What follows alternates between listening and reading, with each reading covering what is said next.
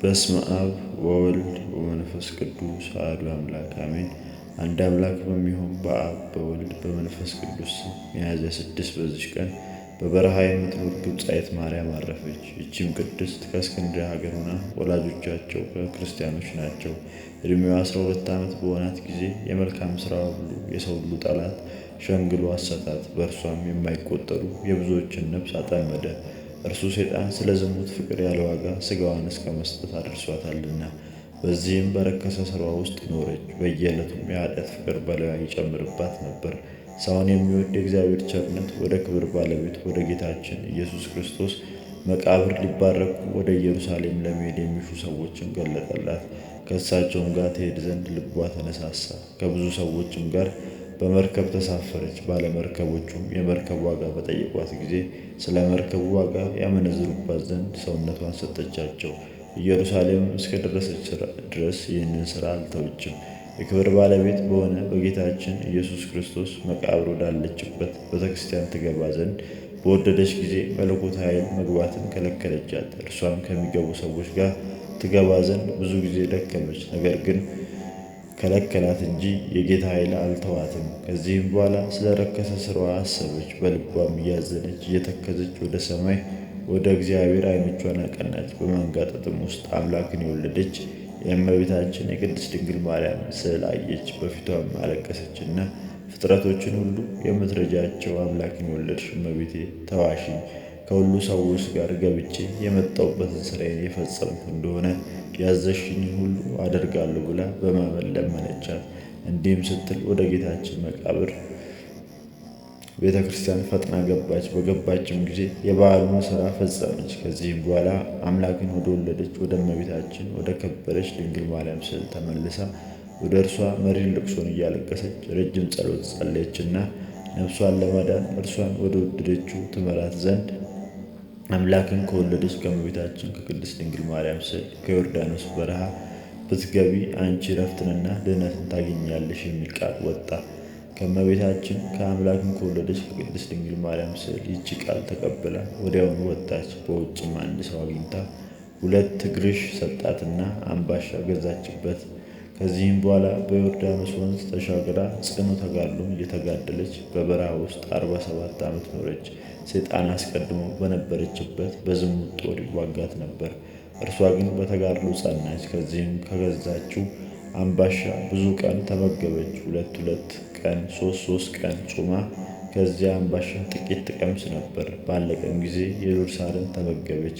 በዚያችን በዮርዳኖስ በረሃ የተዘዋወረች 47 ዓመት ሲፈጸምላት እንደ ገዳሙ ልማድ የከበረ 40 ቀን ጾም ሊፈጽሙ ቅዱስ ዞሲማስና ወደዚያ በረሃ መጣ። በሱም ደብር ላሉ መነኮሳት ልማዳቸው ስለሆነ በየዓመቱ ወደ በረሃ ወጥተው የከበረች የ40 ቀን ጾም እስከምትፈጸም በጾምና በጸሎት ተጸምደው በገድል ይቆያሉ። ስለዚህ ዞሲማስ ወደ ዮርዳኖስ በረሃ በወጣ ጊዜ የሚጽናናበትን ያሳየው ዘንድ እግዚአብሔርን ለመነው። በበረሃ ውስጥም ሲዘዋወር ይህችን ቅድስት ሴት ከሩቅ ያያት። የሰይጣን ምትሃትም መሰለችው። በጸለየም ጊዜ ከሰው ወገን እንደሆነች ተገለጠችለት። ወደ እርሷም ሄደ። እርሷ ግን ከእርሱ ሸሸች።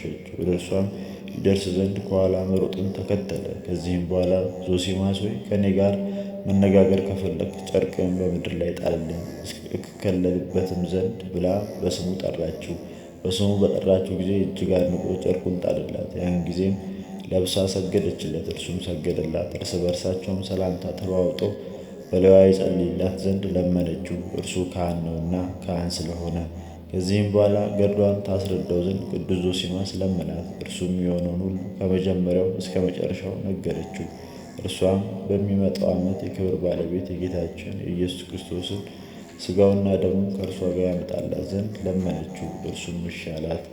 ዓመታትም በሆነ ጊዜ ሥጋውና ደሙን በጽዋ ውስጥ የያዘ ደም በመሰለ ተምርና በውሃ የራሰ ምስርን ይዞላት ወደ እርሷ ወደ ዮርዳኖስ በረሃ መጣ። ቅድስት ማርያም በዮርዳኖስ ወንዝ ዳር ስትሄድ አያት። ወደ እርሱም ደርሳ እርስ በርሳቸው ሰላምታ ተሰጣጡ፣ በአንድነትም ጸለዩ። ከዚህም በኋላ ሥጋውና ደሙን አቀበላት። በለሱንና ተምሩንም ምስሩንም አቀረበላት። ትመገብም ዘንድ ለመናት። ስለ በረከት ከምስሩ በእጇ ጥቂት ወሰደች። ደግሞም በሁለተኛው ዓመት ወደ እርሷ ይመለስ ዘንድ ለመነችው። ሁለተኛም ዓመት በሆነ ጊዜ ወደዚያ ወደ ዮርዳኖስ በረሃ መጣ።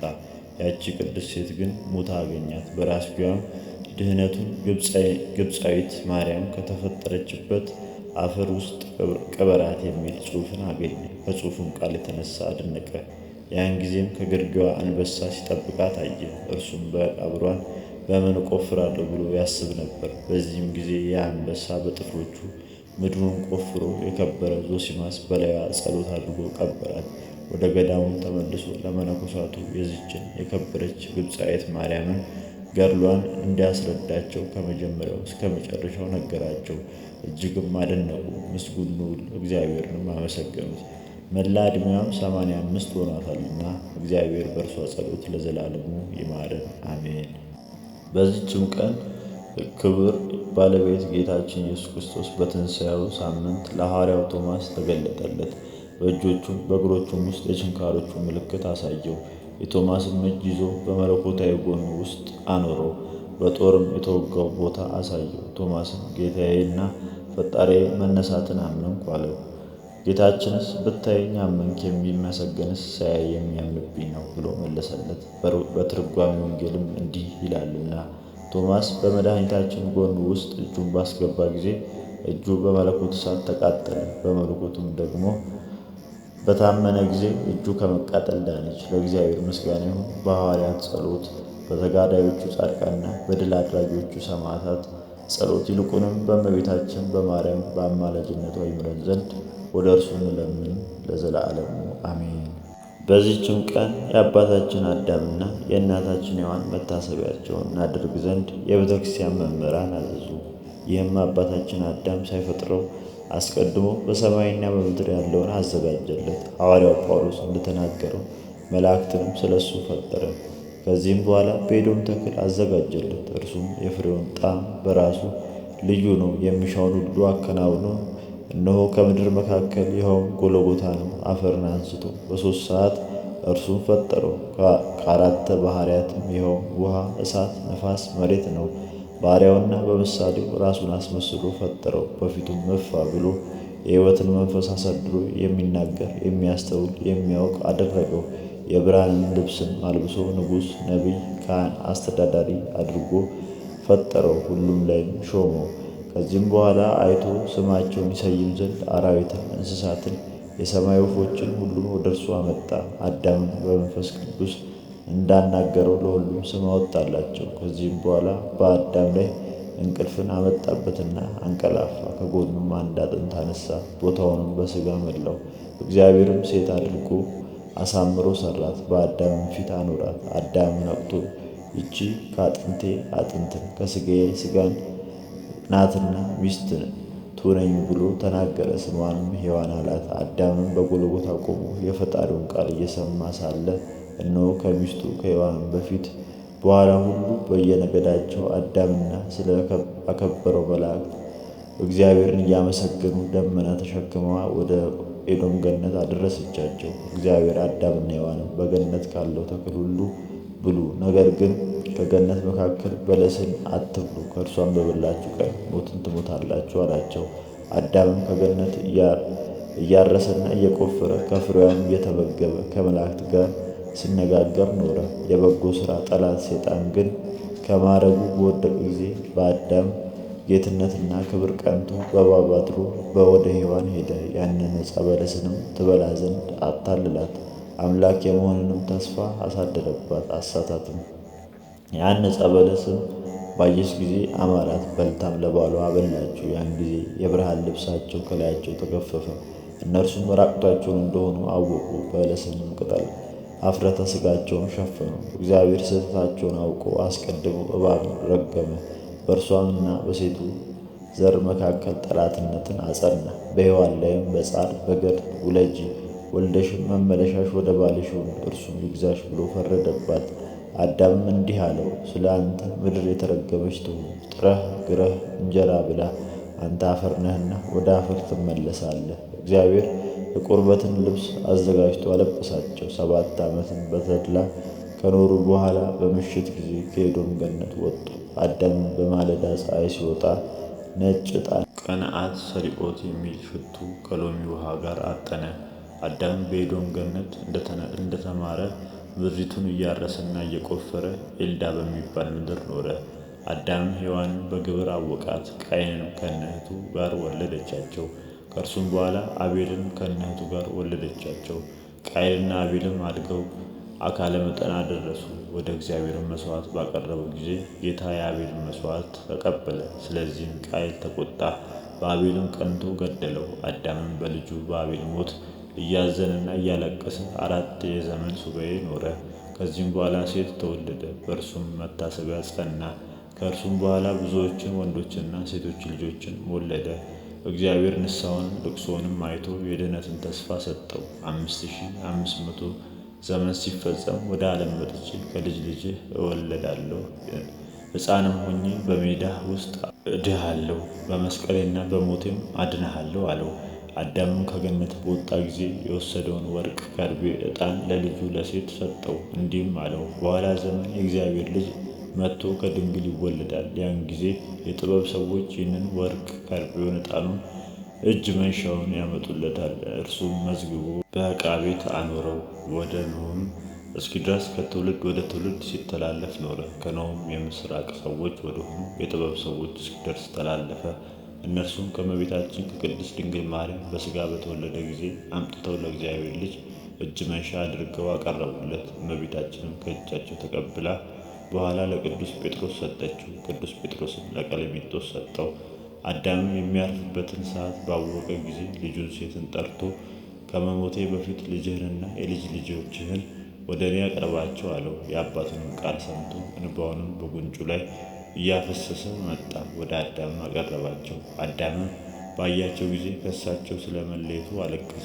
እነርሱም ሲያለቅስ ባዩት ጊዜ ሁሉም በአንድነት ወደ እግዚአብሔር በግንባራቸው ተደፉና አለቀሱ። ምድርም እንዴት ታሸንፋለች? ከዓይናችንስ እንዴት ትሰወራለህ? አሉት። ከዚህም በኋላ አባታችን አዳም ሁሉ ልጆቹን ባረካቸው፣ መረቃቸው። ልጁን ሴትንም እንዲህ አለው፣ ይህች ዓለም ድካም፣ ችግርን የተመላች ናት። ወደ እግዚአብሔር እየታመንክ እውነትን፣ ንጽሕናን ጠብቅ። ሰይጣን ወደሚያሳይህ ምትሃቱና ወደ ነገሩ አታዘንብል። በሞትኩም ጊዜ ሥጋዬን ወስዳችሁ ሰልኪ ሚያ በሚባሉ ሽቶ ገንዛችሁ በግምጃ ቤት አኖሩኝ። የጥፋት ውኃ ይመጣ ዘንድ አለውና ፍጥረት ሁሉ ይሰጥማል። ከአምስትም ነፍስ በቀር የሚቀር የለም። ልጅ ሆይ ለወገኖች ቋሚ ሁን፣ እግዚአብሔርን በመፍራት ጠብቃቸው፣ የሰውነትንም መንገድ ምራቸው፣ ለሰይጣን እንዳይታዘዙ እንዳያጠፋቸውም አደራ አስጠብቃቸው። ልጆችን የልጅ ልጆችን ከቃየል ልጆች ያላቸው አንድ የሆኑ ዘንድ ከቶ አትተዋቸው፣ ወደ ሥራቸውም ወደ ጨዋታቸውም አይቅረቡ። ከዚህም በኋላ ወደ ልጁ ወደ ሴትና ወደ ሔዋንም መለስ ብሎ ያንን ወርቅ፣ ከርቤ፣ ዕጣን ከእርሳቸው ጋር አኑሮ ይጠብቁት ዘንድ አደራ አላቸው። እንዲህም አላቸው፣ የጥፋት ውኃ በመጣ ጊዜ ሥጋዬን ከወርቁ ከከርቤውና ከዕጣኑ ጋር ወደ መርከብ ያስገቡ። ከዚህም በኋላ በምድር መካከል ያኑሩት። ከብዙ ዘመናትም በኋላ ያችን አገር ይወሯታልና እኒህም ወርቅ፣ ከርቤ፣ ዕጣን ከብዙ ምርኮ ጋር ይወስዷታልና አካላዊ ቃል መጥቶ ሰው እስከሚሆን ድረስ በዚያ ይጠበቃል። ነገሥታትም ይዘው መጥተው ይገብሩለታል። ወርቁ ስለ መንግሥቱ፣ ዕጣን ስለ ክህነቱ፣ ከርቤ ማሕያዊ ስለሆነ ሞቱ። ለአባታችን አዳም 930 ዓመት ሲሆነው መላልኤልም መጥቶ 35 ዓመት ሲሆነው በተፈጠረባት ዓርብ በ9 ሰዓት አረፈ። ያረፈበትም ሰዓት ከገነት የወጣበት ናት። በዚህም ጊዜ የመላእክት ሠራዊት ከልጆቹ ጋር ተሰብስበው መልካም አገናነዝም ገነዙት፣ ብዙ ሽቶችም መዓዛውን አጣፈጡ። ይህም በገነት በደብረ ቅዱስ ያለ ነው። ሥጋውንም በፀሐይ መውጫ በኩል በዋሻ ውስጥ አኖሩ፣ በሚያበራ መብራትም አኖሩት። ከእርሱም ጋር ወርቁን፣ ከርቤውን፣ ዕጣኑን አስቀመጡ። ዋሻውንም በአዳምና በሔዋን በሴት ቁልፍ ቆልፈው ታተሙት። የጥፋት ውኃም እስከ መጣ ድረስ ሴትና ልጆቹ ለአባታቸው አዳም ሥጋ ሲያገለግሉ ኖሩ። ከዚህም በኋላ ኖኅ በአምላክ ትእዛዝ ደብረ አራራት እስከሚያደርሰው ከእርሱም ጋር የአባታችን የአዳም ሥጋ በመርከብ ወሰደው። ከዚያም ሴምና መልከጼዴቅ የእግዚአብሔር መልአክ እየመራቸው ይዘውት ሄዱ። ከቀራንዮ ቦታ ደረሱ፣ በዚያም ቀበሩት። መልከጼዴቅም በዕጣንና በቁርባን ሲያገለግለው ኖረ። የእግዚአብሔር ልጅ መጥቶ ከድንግል ልጁ በተወለደ ጊዜ መድኃኒት በሆነችው ሞቱ አድኖ ወደ ቀደመው ርስቱ መለሰው። እርሱም ለከበሩ ደጋጎች ነቢያት፣ ለተጋዳዮች ሰማዕታት፣ ጻድቃን አባት ነውና ስለ እርሱ የእግዚአብሔር ልጅ ወደ ዓለም መጥቶ ሰው ሆኗልና ለእግዚአብሔር ምስጋና ነው። የአባታችን የአዳም የእናታችን የሔዋን የቀደሙ የሁሉ የአባቶች በረከት በላያችን ለዘላለም ይደር አሜን። በዚች ቀን ኖህ ተወለደ። የሰሎሞንም አባት ንጉሥ ዳዊት በዚች ዕለት ተወለደ። በረከታቸው ከእኛ ጋር ለዘላለም ትኑር አሜን። ጌታዬ ሆይ ከብልጽግናቸው ብዛት የተነሳ ብዙ መባ ከገቡልህ ይልቅ የዳዊቱን አነስተኛ መባ እንደተቀበልክ ለሁል ጊዜ የሚያገለግሉን አእላፍ መላእክትን እያሳሰብኩ በችግሬ ጊዜ የማቀርብልህ ምስጋና ተቀበል። እናንተ ቅዱሳን ነቢያት፣ የወንጌል ሰባኪያን ሐዋርያት፣ ሰማዕታት፣ ጻድቃን፣ ትጉሃን መላእክት፣ ፍጹማን ደናግላን እንዲሁም ደጋጎች መነኮሳት ሆይ ልጅ አዋቂ ሳይለይ የምንሰበሰብበትን የጉባኤ ቦታ ባርኩ። ይህን መጽሐፍ ወረቀት አዘጋጅቶ ብራና ዳምጦ የጻፈውን ያጻፈውን ከግዕዝ ወደ አማርኛ የተረጎመውን ቃለ ንባቡን በእርጋታ መንፈስና በተመስጦ ሕሊና ያዳመጠውን በደለኛውን ሁሉ የምታስምር የጌታ እናቱ በማርያም ጸሎት ኢየሱስ ክርስቶስ በአንድነት ይማረን። ኢየሱስ ክርስቶስ በአንድነት ይማረን። ኢየሱስ ክርስቶስ በአንድነት ይማረን። አቤቱ አምላካችን ከቅዱሳን አባቶቻችን ረድኤት በረከት ይክፈለን። ወስብሐት ለእግዚአብሔር።